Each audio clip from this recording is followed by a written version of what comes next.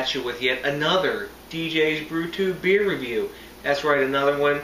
Why? Because I love reviewing beer, guys. It's a lot of fun.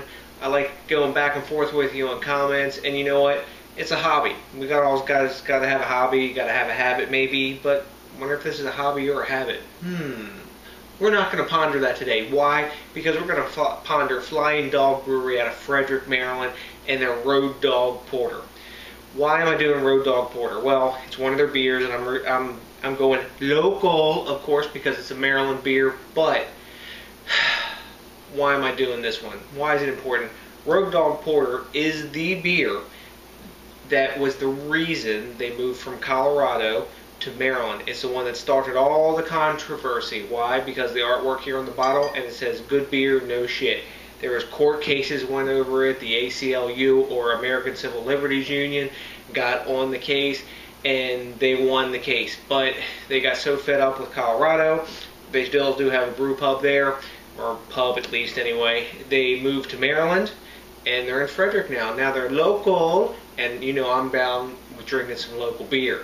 So, Road Dog Porter, 6% American Porter, 31 IBUs, and you know it used to be a year-round serving, but now it's not. It's dropped out of their regular pack. I think they have pack and alpha male and all this other dog-themed crap that they do.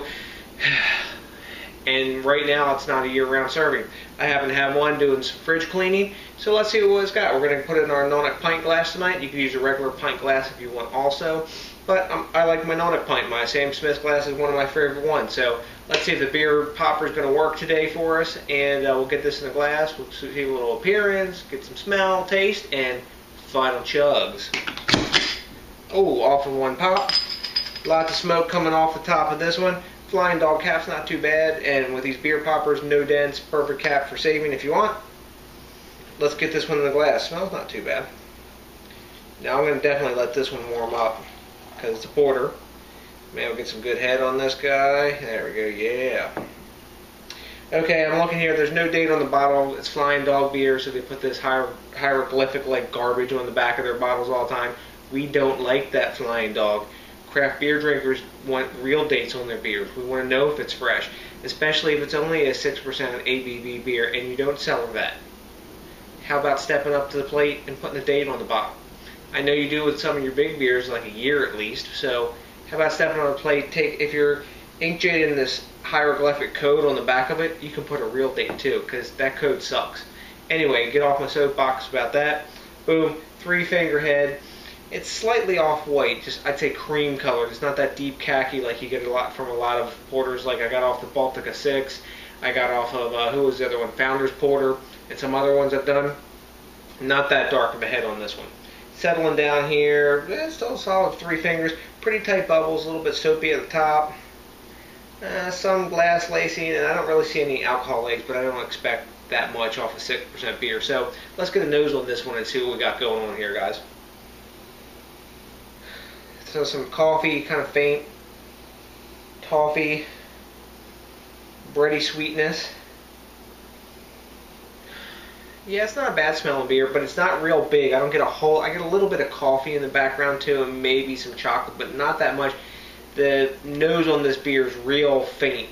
Color-wise, it's a lot more translucent than a lot of other porters that I've had, and there's a lot of red light coming through this one, and it's quite clear.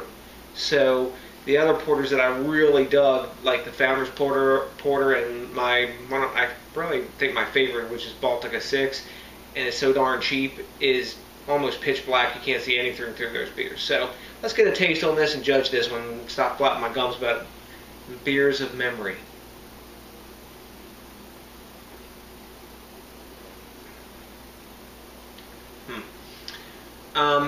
Pretty good carbonation on this. Smooth beer.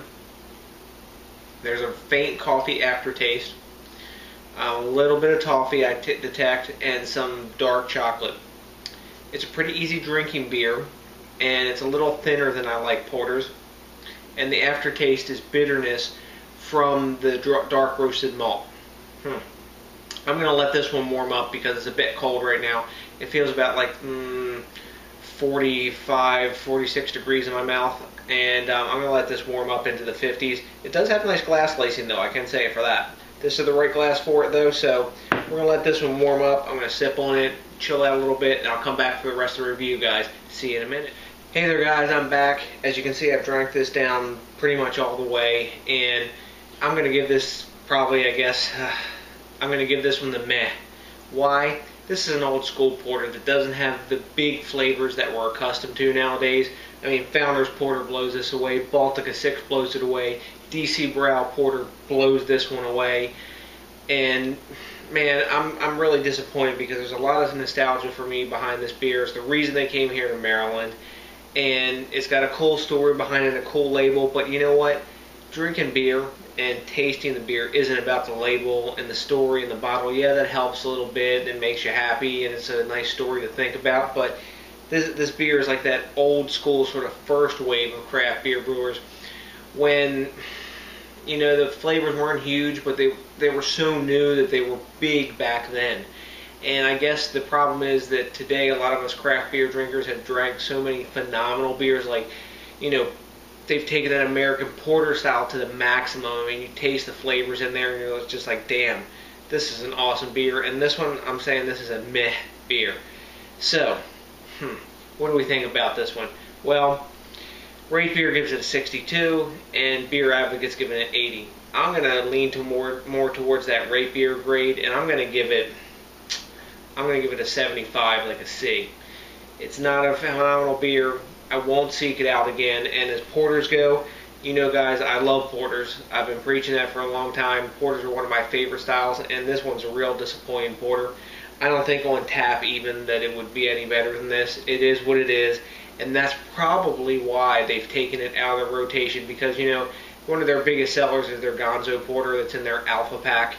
So, and then they've got their Gonzo Porter barrel aged. So I've got one of those. I'm hoping that's going to be a better beer. Maybe I'll review that going down the road here pretty soon. I've been cellaring one for a little while because I know I've had that one in the past, and really fresh. It's quite boozy, and it's like, it's over the top bitterness because of all the dark malts they put into it and like coffee tones. So anyways, I'm going to give this one the final drink. It's not bad. It's not great. It's a kind of sessionable porter, but anyways, guys, you know what? It's a local beer, so I'm happy to drink it. So remember, as always, guys, think globally, drink locally, support that craft beer movement, and until the next time, as always, what do we say? That's a peace out.